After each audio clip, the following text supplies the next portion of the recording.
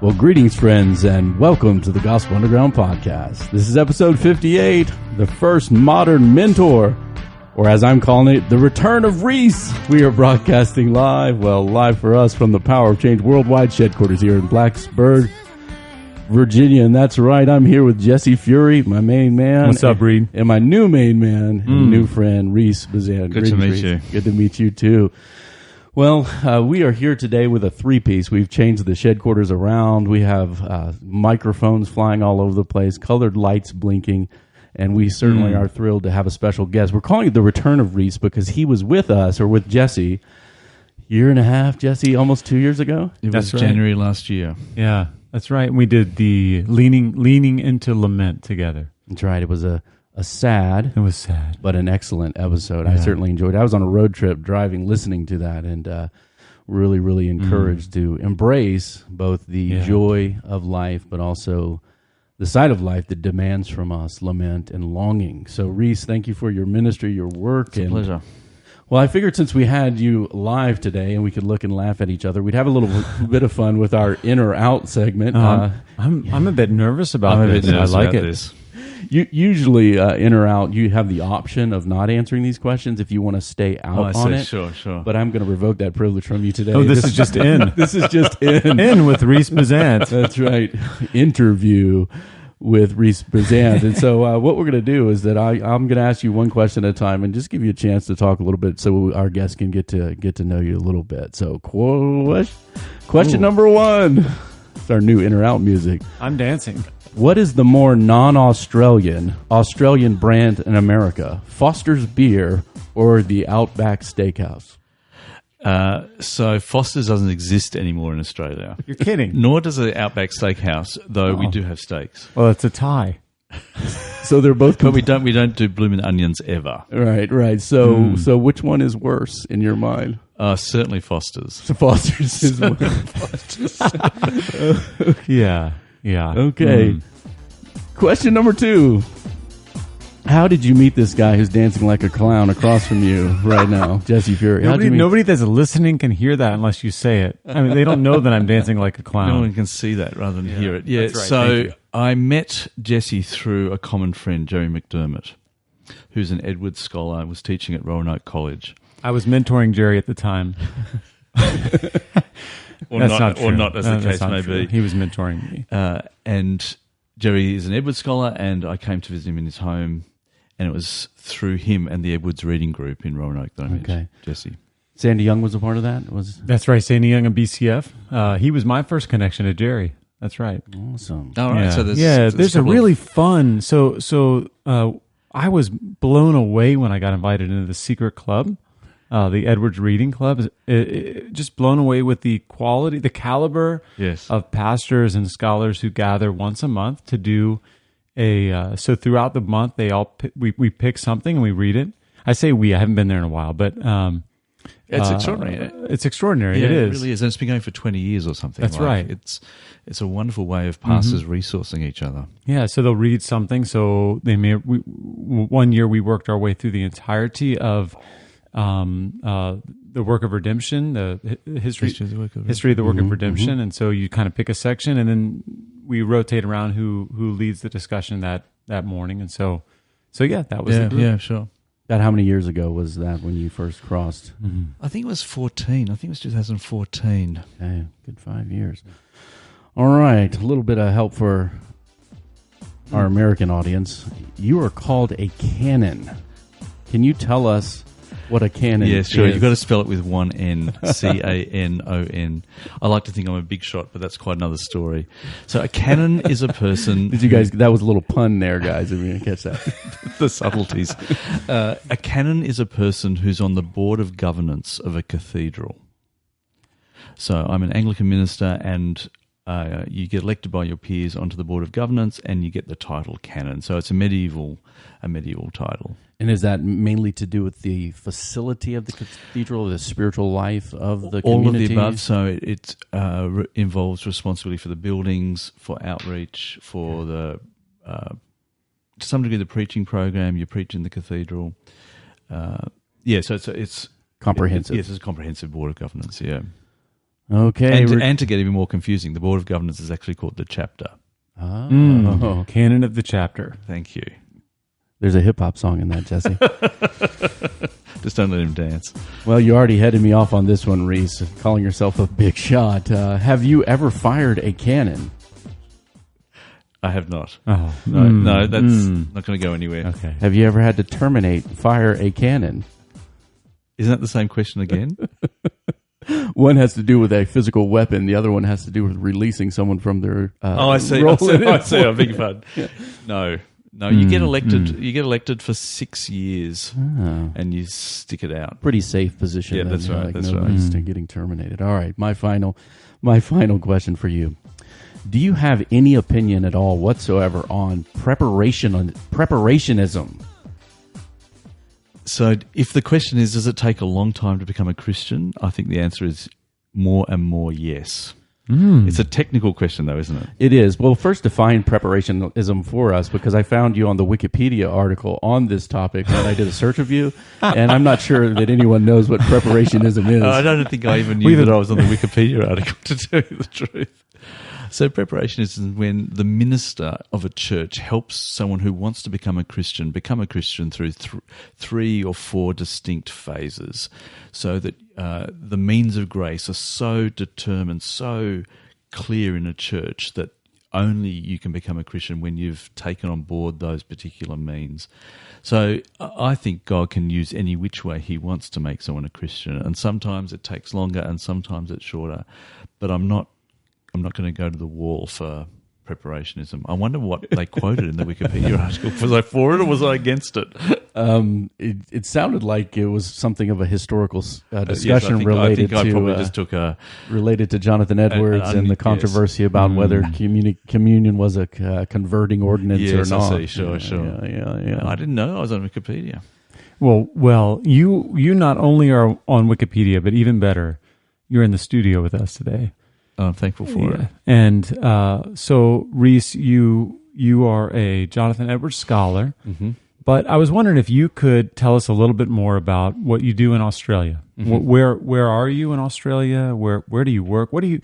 So I think I know that being a canon is not your full-time job. It is not. So tell us a little bit about yourself. So I teach at Ridley College, which is an Anglican seminary. We call them in Australia theological colleges rather than seminary. And I've been teaching there for 16 years. My chief responsibility is to teach church history, but I also teach some theology and Christian worship. That is my full-time job, and the other things I do are in an honorary capacity. But I like to say that my lecture work at Ridley is just a front. Does that sound for what? Does that sound secret underground? Yeah. So it's a front for leadership training. My heart beats for leadership training. And I get the opportunity to meet the best and brightest around Melbourne each day and invest in their lives. The lectures are useful in that, but actually, in my mind, I'm doing a lot more than giving lectures, both pastorally and in mentoring and in running chapel every day. I'd like to go to Ridley College. Why don't you?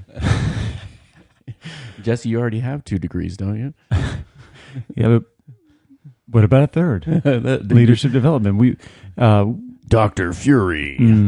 That's where it's going. That does have a nice ring. That does have a nice ring. I'm waiting for Rhys to award me an honorary degree.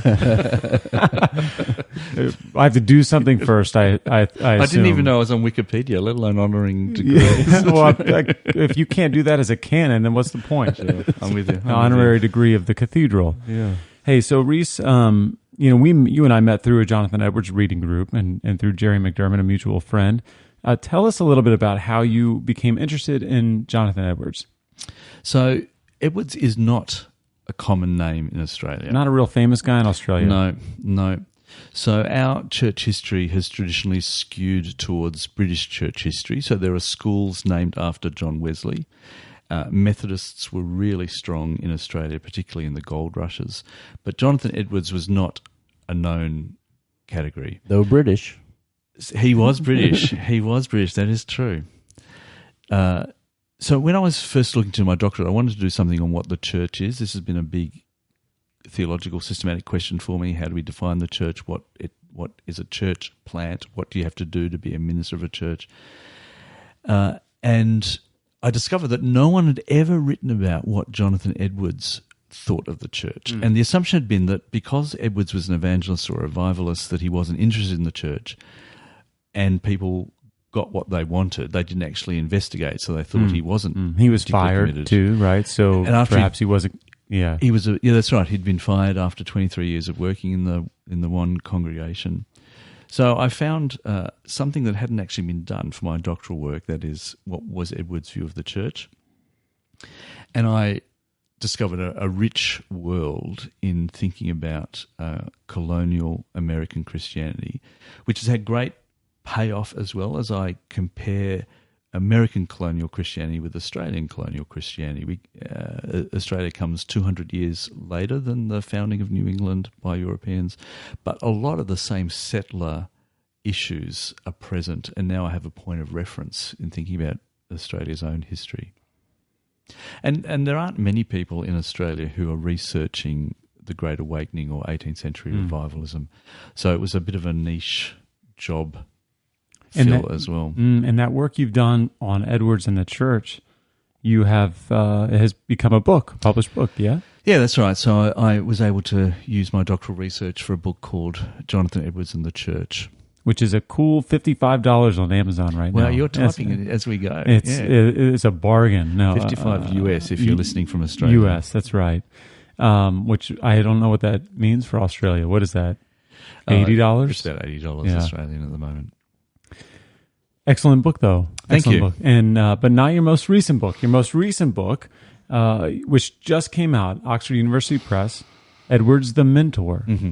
And as we were driving around, I've been Rhys is in a sense he's just captive. I hold him captive when he comes to visit.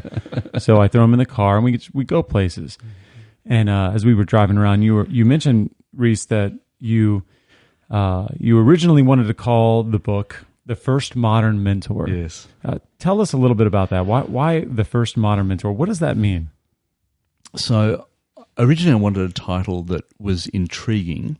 Of course, mentoring's happened through all of human history by Christians or by not Christians. So Edwards' mentoring ministry was nothing particularly surprising. That's one of the classic ways that Christians have raised up the next generation of leaders. But he did it in a new kind of way. He was doing it in a way that even a generation before him failed to do.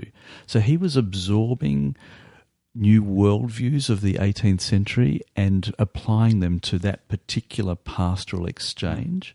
So the book, I'm trying to describe mentoring in a way that perhaps in popular nav press books or something wouldn't define it as the exchange between authority and agency.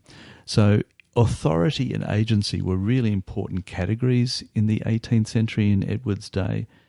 And if I can use those words to describe what Edwards is doing, he's giving away his authority in order to increase someone else's agency. He's kind of not just expecting that people will look to him for all the answers. He's actually empowering them in their own leadership, in their own ministry in a world that was fast changing.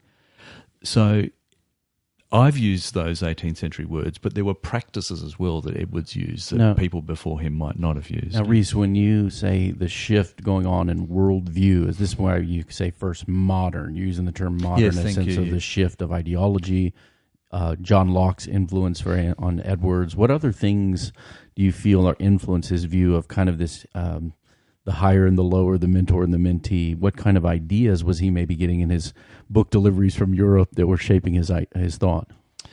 So the word modern, we might think, refers to what's happened in the last 10, 20 years, but I'm using the word modern in a more technical way, meaning to do with the Enlightenment or from the late 17th or the early 18th centuries. Yes, he was wanting not to be formal, so his interactions with his mentees were much more informal. He just didn't want them to respect his authority. In terms of a position. Correct. I sit up here, you sit down here. Correct. So he might have been more like that in his church generally. So he preached with a wig on because he held an office in the church and in the community. So he wanted people to know that he had this kind of authority. But with his mentees, it was a really different ball game. He took the wig off. He took the wig off, at least that. At least that. But he was more of a shoulder-to-shoulder ministry. So he'd climb up Mount Tom in southern Massachusetts with the guys he was mentoring. His correspondence with them, his written correspondence, actually is a kind of letter that is very different from the letters that were traditionally written by ministers or those in authority. And he's wanting to highlight the visual in the way he thinks, not just about his world, but in how he does his mentoring. And even if you look in the word enlightenment, you've got a visual image embedded in it, the nature of light.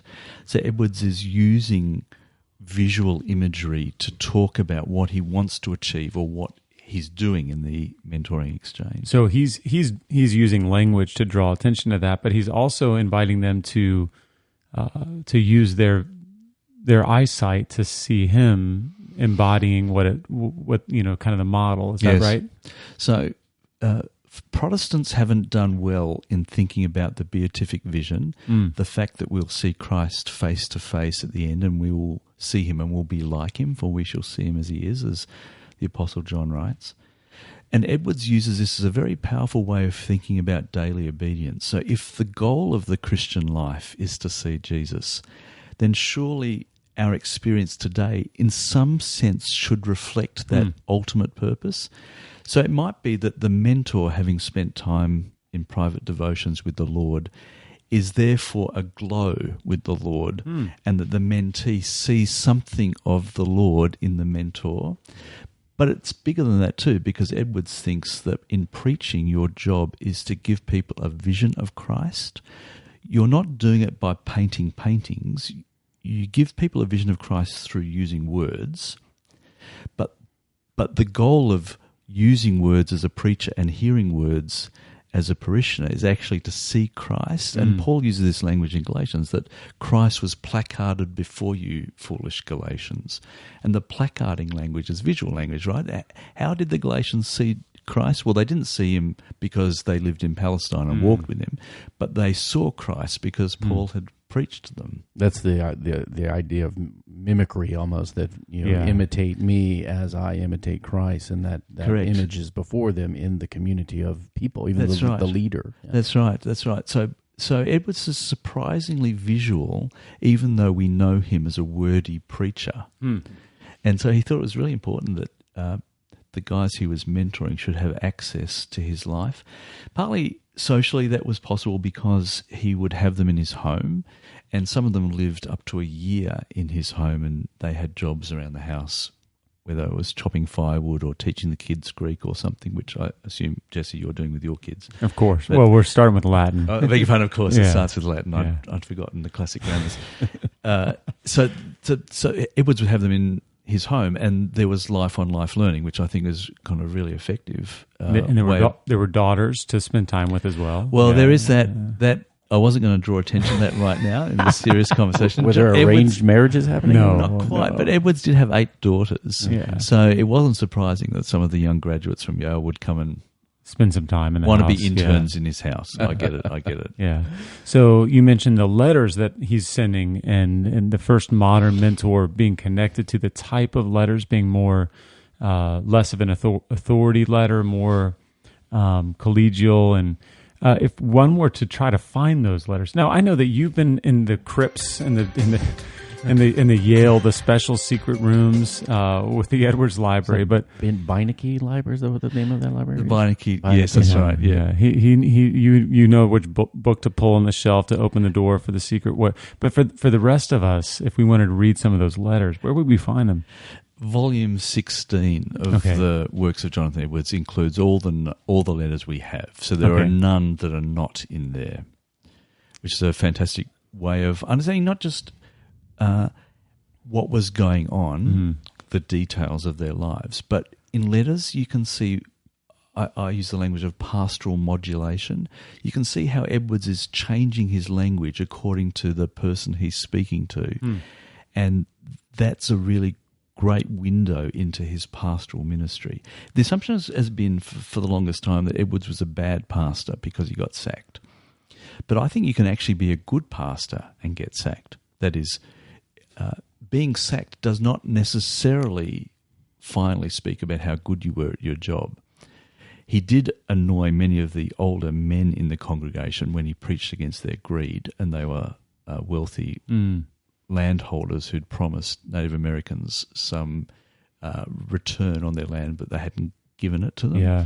So he kind of disappoints the older men, but actually the women and the younger folk in the congregation loved him.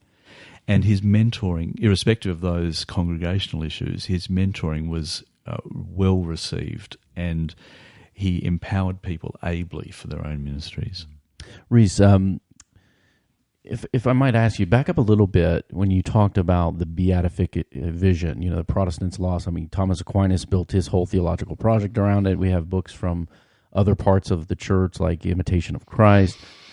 How would you say, like, the Western view of eschatology, the end, which is far more consumed with trivialities, if you were, how does that affect us missing what eschatology should do in informing our now? So I think our default in the West, particularly these days, is to think that the end of the world is about me and my soul. Yeah. But actually, there's a much bigger program of God in this world of which we can be a part, of which the church carries the vision. So I fear that we take on a Platonic view where my soul then ascends to an ethereal region, and that's all there is to it. But actually, God's promises and his plans for the world are so much more solid and so much more grand than just involving me and my happiness. That's right. And the beatific vision in some ways encapsulates that. Beatific meaning happy-making vision. The Beatitudes are those statements that lead to people's flourishing or happiness. So the beatific vision, the vision of Christ at the end, not only summarizes lots of theology, but it also summarizes lots of corporate experience as we gather together before the throne to meet and love the Lord. So the end vision is more about who we are becoming now, and then God bringing us and the whole cosmos to his determined end. Correct. And in doing that, we actually have a different participation in it, right? Yeah. That's good. That's good. Not about being left behind. That's I've forgotten right. the Left Behind series. I've never read them. Oh, Neither Left Behind nor Lord of the Rings. I'm learning a lot about Rhys today. Try C.S. Lewis. Yeah. Oh, and no C.S. Lewis either. No I C.S. forgot Lewis. about this. That was on the last podcast. That's the right. only I time remember that now. I yelled in the car. What? Yeah, what is wrong with you? We're going to have an intervention after this. We're going to make, you know what? I'm going to make you read some Inklings while you're here. Because heaven is a world of love, he will read it then. So why don't you've entered into some of what you've written about in the book. I am almost finished and finding it to be a really engaging companion. I find myself learning a lot, arguing a little bit, just as I do anytime I spend time with you, actually. So can you give us just a bit of a survey? What is this newest book, Edwards the Mentor? What are some of the main points that you're getting at in this book? So if you tried to pluck out the big discipleship or mentoring themes, I'm wanting people to see how intentional Edwards was, that this wasn't a random happenstance.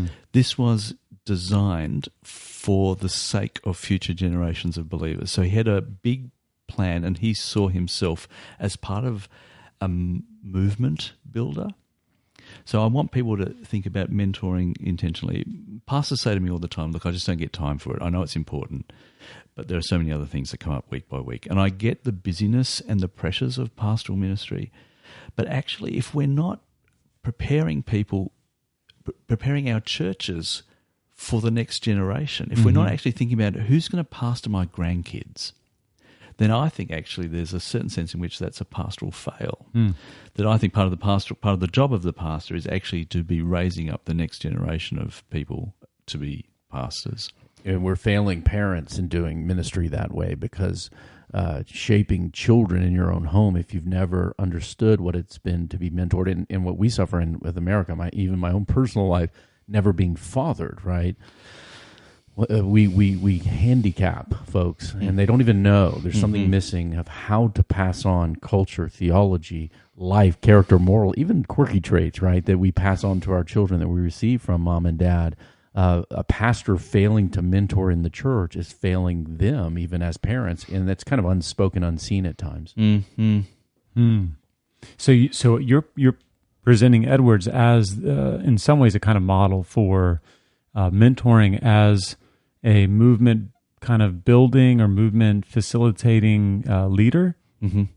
Certainly that. I don't know that he'd use the language of movement, but he would, and he wouldn't actually very often use the language of leader. So he'll actually use other images from the Bible. So he'll talk about Christian pastors being ambassadors. Or, he'll use the parables of the landlord being away, the tenants actually looking after the flock in his absence. So he won't use the language of leader very often, but that's effectively what he's doing. And the further he goes on in life, and the more and more young guys are taking on parishes and taking on churches, his sermons, when they began their ministry, so the ordination sermons, are highlighting more and more the heroic, the importance of individuals to stand against certain tides of history and to promote other movements. So he might not use that language precisely, but he's doing that in encouraging people towards ordination and preaching their ordination sermons. Now, I found the part where you're writing about the mimetic way, the imitation, to be really interesting, and I was wondering if you could unpack that a little bit. So, when Reed already brought this up, where you have Pauline language in Ephesians 5:1, children, be imitators of God. He uses it with himself as well. Imitate me as I imitate Christ. We see the language, but you unpack that a bit with different layers about how this is not just mimicking something. It's not just parroting something. Can you walk us through that just a little bit? So it's not trying to copy Jesus. So the "What Would Jesus Do" movement is pretty crude in thinking about what imitation is. I tell the story of the largest chain of Christian bookshops in Australia. The most stolen item from their store for a number of years was the "What Would Jesus Do" bracelets. He would probably not steal the bracelets. Not steal the bracelets, right? Now, I became a believer in 1992, and I think the WWJD stuff was kind of around then. Yeah. That was also in Australia. That was a worldwide Christian phenomenon. Certainly. I thought that was the dumbest thing I've ever seen.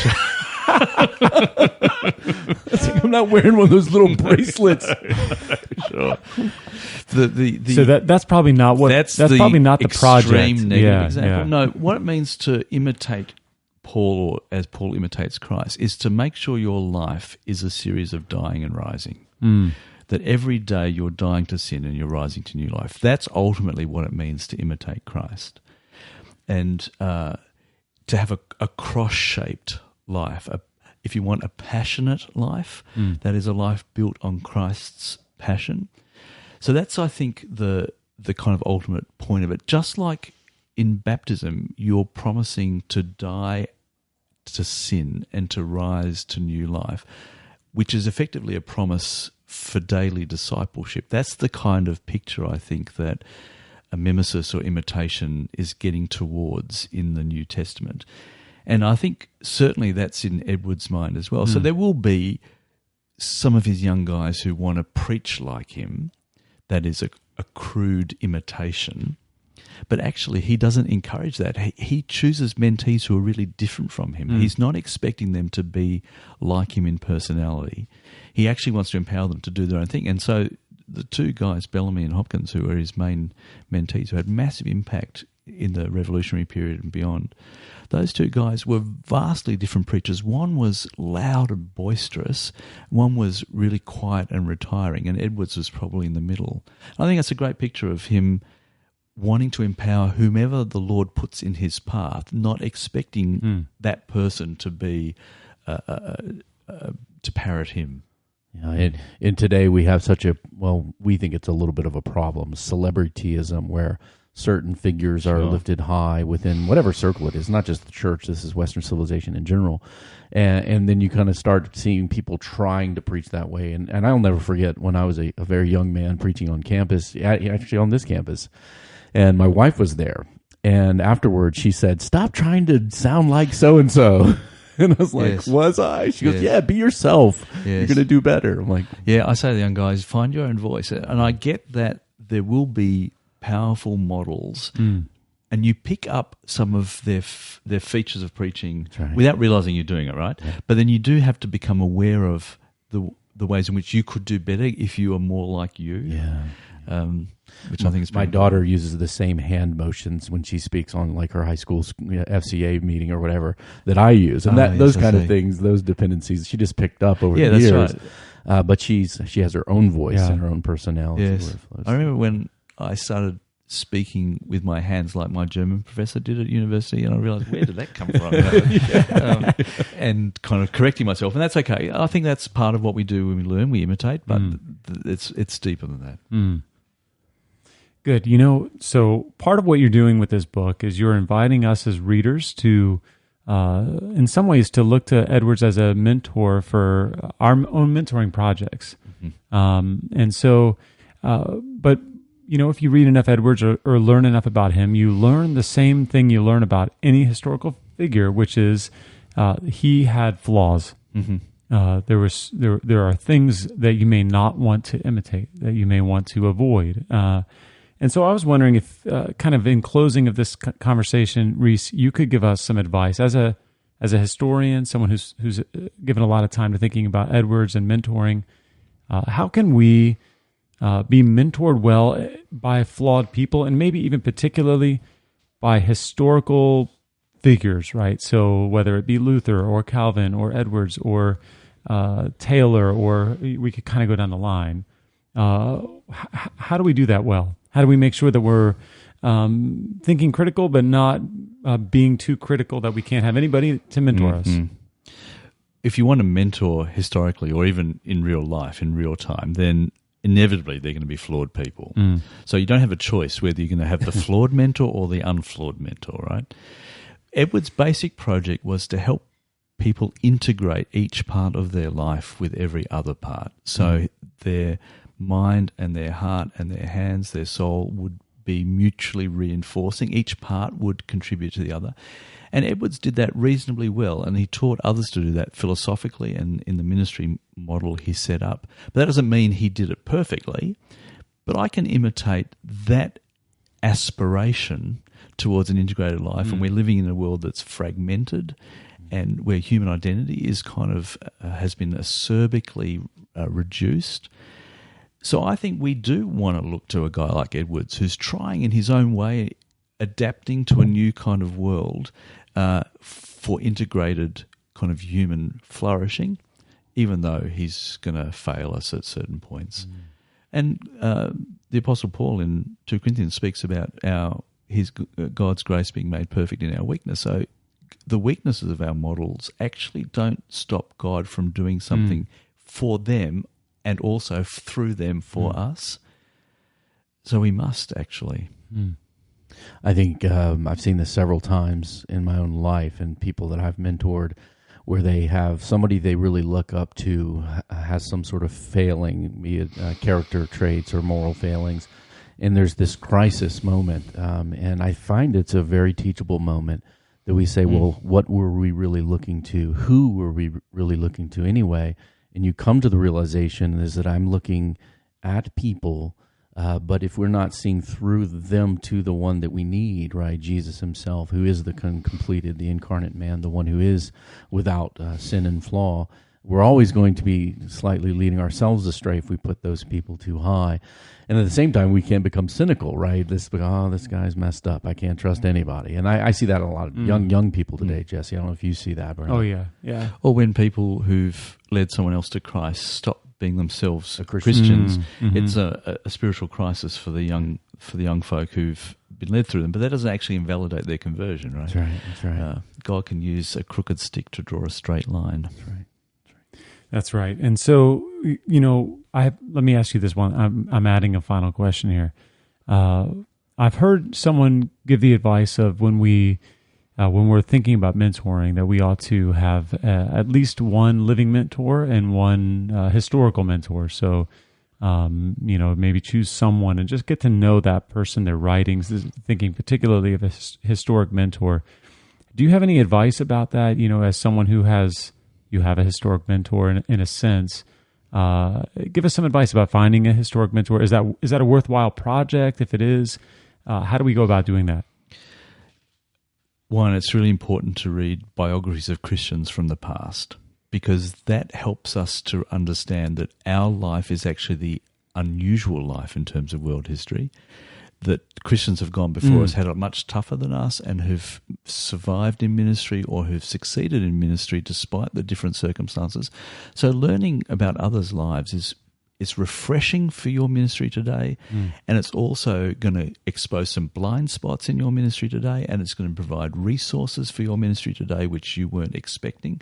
So I tell all my students, read a Christian biography every year. It doesn't have to be the same person, but if you do want to track with one person over a number of years, and that's fantastic too. I don't object to the idea that you'd have a dead mentor and a live mentor, but don't make the dead mentor the default go-to guy, because he's not the guru. No, and also there'll be some things that you need to have exposed or talked about in real time, that our issues, our pressures will be slightly different, and they might go unaddressed if you've just got a dead mentor. Sure, those two mentoring relationships would look significantly different. Yeah, you can't have much of a conversation with John Calvin. I talk back to him quite often, but that's slightly different. Or Jonathan Edwards. Well, Rhys, thank you for joining us. That's great. It's a pleasure.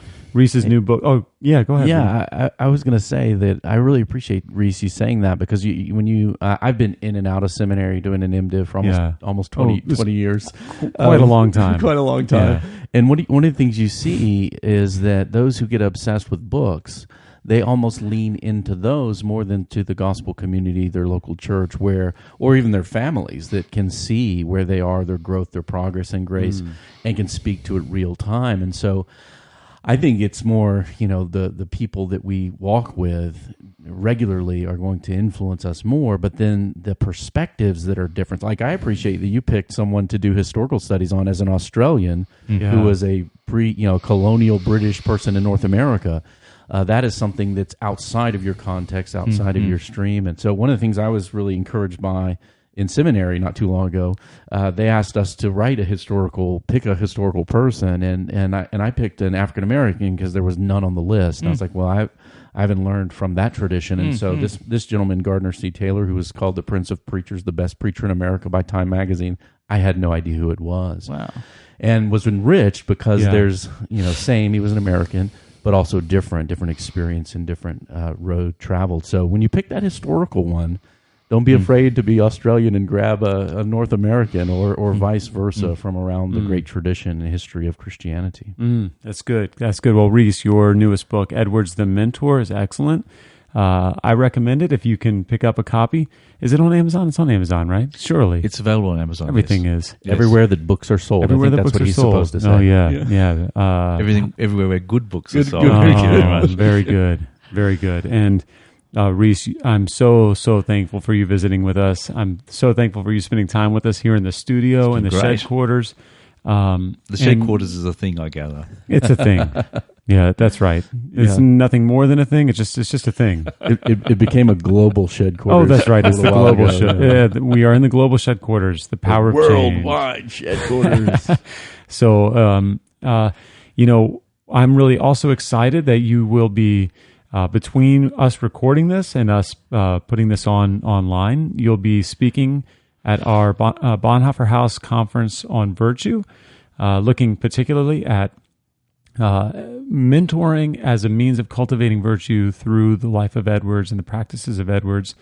And then I'm also excited you'll be preaching at Valley Bible Church on Luke 12, 1 through 12. Reed, you be there? I am preaching in Northern Virginia near D.C. this weekend, but my family, I think, will be there. Shout out to Sojourn Church. Sojourn Fairfax. In Fairfax, which is, Rhys corrected me on this. It's not Sojourn, is it? Well, go ahead. I think Just people go who speak ahead. English well actually will say sojourners or sojourn. You could have said that without the first part. You didn't need the qualifier there. You mean the people who speak English well part? That was the part I was hoping he'd leave off. So we'll miss you, but your family will be here. Yeah. So Rhys will be preaching on Luke 12, 1 through 12, and we'll post those in the show notes. We'll post the sermon. We'll post maybe the conference thing, all your books. Rhys, thank you for being with us today. Thanks, the Gospel Underground is a joint production of Power of Change and the Bonhoeffer House. Review us on iTunes. We only take 5 stars, but you can do that today. Send your comments, feedback, and questions you might have for us to take up on the Underground to info@gospelunderground.org. We are a dialogue taking place in the borderlands between the church and culture. We hope you see you out there. Peace. Say peace, Rhys. Peace. Peace.